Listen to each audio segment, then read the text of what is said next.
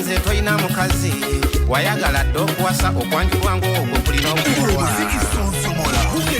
kyokoteresa osobola okuweza ofuna kuwanga ettooke kubanga gyazaalwayo nsimbi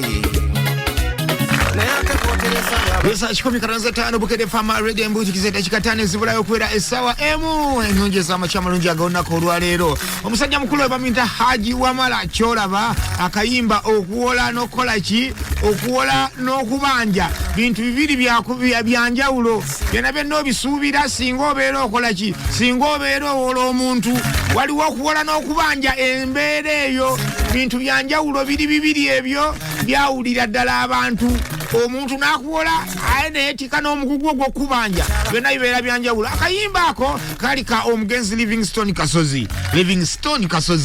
enyanyini kawakayimba ako ye muyimbi wako omutuufu yakatandika eyalusomba kati bwalusomba omanyi musajja mu smart ono producer musajja mugezigezi nnyo ye best kadongo upcome producer gwe tulina mu Uganda musajja asinga okuba kadongo kamu ebigoma bya kadongo kamu ebyo okitegeera bulungi nnyo kati yagenda n'awuliriza oluyimba lw'okuwola n'okubanja olwo nga luyimba lulungi nnyo nga lwa Livingstone Kasozi musajja y'obuddewo obusinga awumala awuliriza nnyimba ez'enjawulo ono nawali kati n'agenda lumu agamba Wamala Kyolaba n'agamba Haji Wamala Kyolaba namugamba naye okimanyi nti nno oyimbamuko nga Livingstone Kasozi Wamala Kyolaba nagatwala eri naawe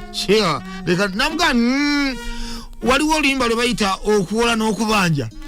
ojja ofuneyo akadde ojje wano tuluddemu owulire tuseemu owulire Mwirusi mati yokutatiza ebigoma kimutwali eddakiika 10 zokka aba amaze okutondawo engoma n'agiteekaawo n'agitondawo n'agimusuuliraawo n'amugamba yiwamu ebigambo gwe tugende ne Wamala Kyolaba nno naye n'agenda ayolesa obukugu obw'amaanyi gw'okukwata oluyimba mu ddakiika n'olusuulamu ebigambo awo naye twawulira abayimbi ti abayimbi babeera abayimbi naye waliwo abayimbi ennyate okitegeera n'okweyambisa obwongo bwo n'okwata obukwasa oluyimba lw'omuntu lwe yayimba edda nakyo si kyekintu ekyangu wulira ebigambo omusajja bwe yabiddamu byonna nga bwe byali mu luyimba olukadde bwe yabisitula byonna n'abisuula mu luno butereevu nnyo era bwe yali alumaliriza n'akyogera nti oluyimba lwa Livingstone Kasozi sigamba nti ye yaluddamu just kunyumirwa mu bunyumirwa na kuluzza bujja amanyi kasita olimba oluddamu aye n'oluddamu bulungi nnyo nga n'omukubi w'ebidongo naye mulungi nnyo obeera olukomezaawo n'oluzza bujja ng'oluzuukusiza mu kitiibwa weewaawo kale no twebaza nnyo Livingstone tusokera ddala okwebaza omugezi Livingstone Kasozi